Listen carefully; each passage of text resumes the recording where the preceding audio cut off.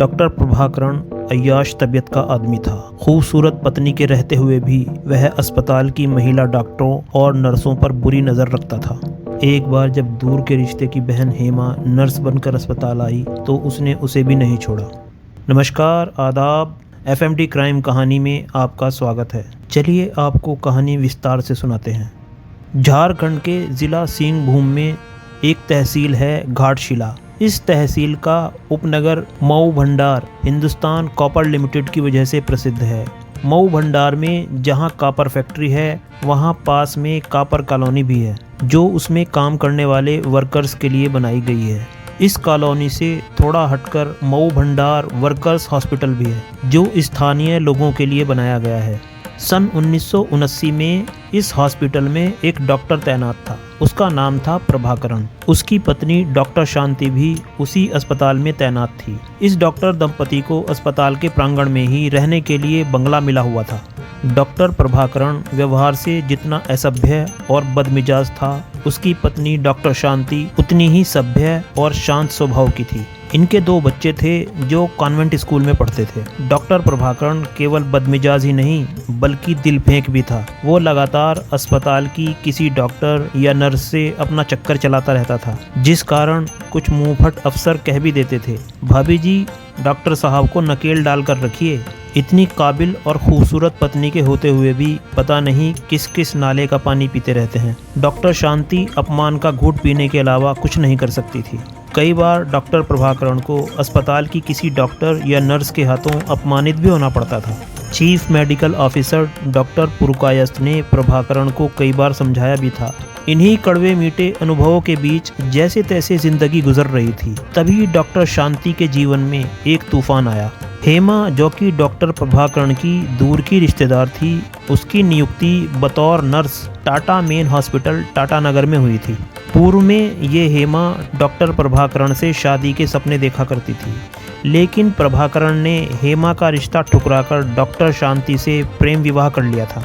उस समय हेमा बहुत रोई थी। इस मऊ भंडार हॉस्पिटल से प्रतिदिन 2-3 मरीजों को एम्बुलेंस से 35 किलोमीटर दूर टाटा हॉस्पिटल भेजा जाता था, क्योंकि मऊ भंडार अस्पताल में पर्याप्त सुविधाएं नहीं थी और गंभीर मरीजों को टाटा अस्पताल भेजना पड़ता था। हेमा टाटानगर स्थित टाटा अस्पताल के हॉस्टल में रहती थी। शनिवार को वह अस्पताल की एम्बुलेंस से मऊ भंडार आ जाती और सोमवार की सुबह को एम्बुलेंस से ही टाटानगर लौट जाती थी।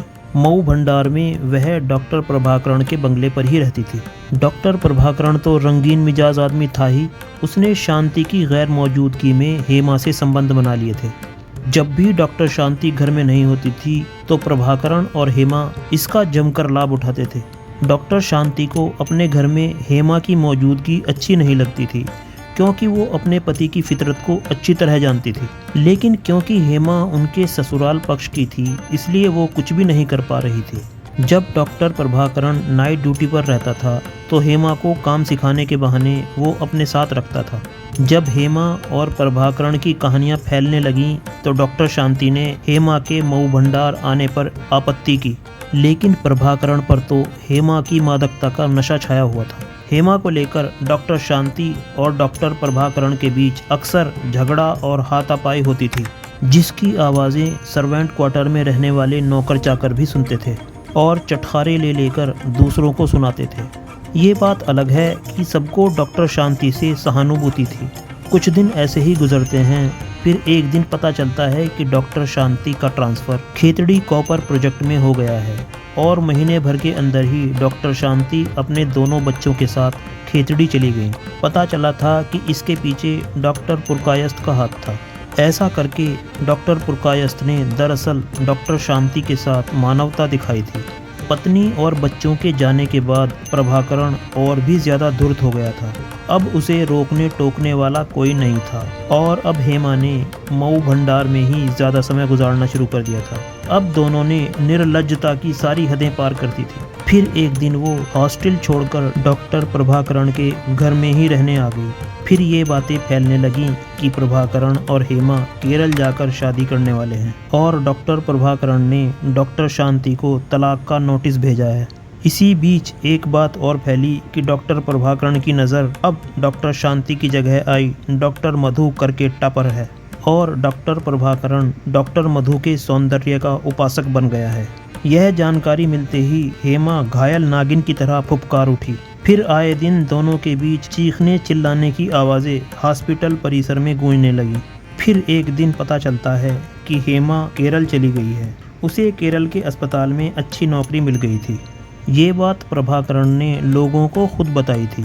इसके ठीक 1 महीने बाद हेमा के पिता और भाई मऊ भंडार आए और उन्होंने डॉक्टर प्रभाकरण से हेमा के बारे में पूछा तो प्रभाकरण ने उन्हें बताया कि हेमा 1 महीने पहले ही केरल चली गई थी। उन्हें आश्चर्य हुआ कि हेमा केरल पहुंची ही नहीं थी और ये बात भी झूठी थी कि उसे केरला में कोई नौकरी का ऑफर था। उसने केरला आने की कोई खबर भी नहीं दी थी। अब सोचने वाली बात थी कि हेमा अगर केरल नहीं गई तो फिर कहाँ गई। प्रभाकरण का कहना था कि उसने केरल जाने वाली ट्रेन में बैठाया था, तो फिर हेमा रास्ते में कैसे गायब हो गई। इसी तरह के कई सवाल थे जिससे प्रभाकरण पर भी शक हो रहा था। फिर दोनों ने 2 दिनों तक हॉस्पिटल के डॉक्टर, नर्स और सारे कर्मचारियों से हेमा के बारे में पूछताछ की, लेकिन सभी एक ही जवाब दे रहे थे कि पिछले 1 महीने से उसे किसी ने नहीं देखा। वे लोग दुखी और निराश होकर केरल वापस लौट गए। इसके 2 हफ्ते बाद केरल पुलिस हेमा के लापता होने के संदर्भ में पूछताछ करने मऊ भंडार आ पहुंची। प्रभाकरण से पूछताछ के दौरान वह एक ही बात दोहराता रहा कि हेमा को उसने केरल जाने वाली गाड़ी में बैठा दिया था। हेमा फिर कहाँ गई उसे नहीं पता। निराश होकर पुलिस वापस लौट गई, लेकिन प्रभाकरण की मुश्किलें अब बढ़ने वाली थी। उस साल बहुत ज़्यादा बारिशें हुई थी जिससे स्वर्णरेखा नदी में भयानक उफान पैदा हो गया था। इतना भयानक कि नदी का पानी कॉपर फैक्ट्री के गेट तक आ पहुंचा था। ऐसा लगता था कि पूरी कॉलोनी जलमग्न हो जाएगी।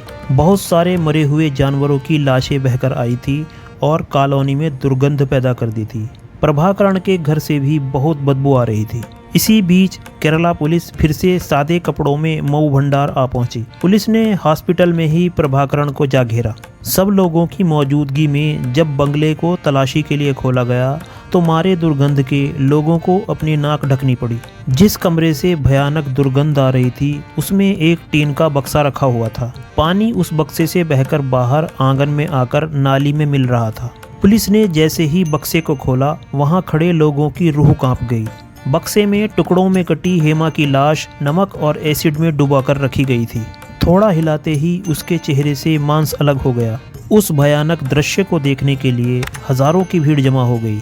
सारे सबूतों के साथ पुलिस प्रभाकरण को जमशेदपुर के टाटा पुलिस स्टेशन ले गई, जहां उसने अपना गुनाह कबूल कर लिया। उसने जो बताया वो क्रूरता की पराकाष्ठा तो थी ही, साथ ही मऊ भंडार वर्कर्स हॉस्पिटल के मैनेजमेंट की लापरवाही का भी शर्मनाक नमूना था। हेमा के दर्दनाक अंत की कहानी सुनकर सभी को धक्का लगा। प्रभाकरण से हेमा गर्भवती हो गई थी।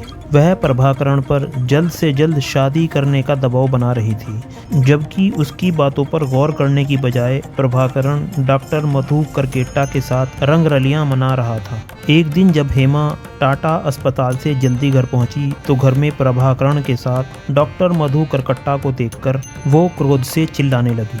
उसने डॉक्टर मधु करकेट्टा को धक्का देकर गेट से बाहर कर दिया और प्रभाकरण को धमकाया कि मुझे शांति मत समझना, जो तुम्हारी रंगरेलियों की वजह से बुज़दिल की तरह मुंह छिपाकर कहीं चली जाऊंगी। केरला से माँ और नानी को बुलाकर पूरे मऊ भंडार के लोगों के सामने तुम्हारी उस हय्याशी के परिणाम के बारे में बताऊंगी जो मेरे पेट में पल रहा है। वैसे भी तुम्हारी रंगीन मिजाजी की बात सभी जानते हैं। उस चुड़ैल डॉक्टरनी का तो गला दबाकर खून पी जाऊंगी, और अगर तुमने जल्दी से जल्दी शादी ना की तो पुलिस के पास जाकर तुम्हारी करतूत के बारे में बताऊंगी। उस वक्त उसकी आवाज़ें बाहर तक सुनाई पड़ रही थी।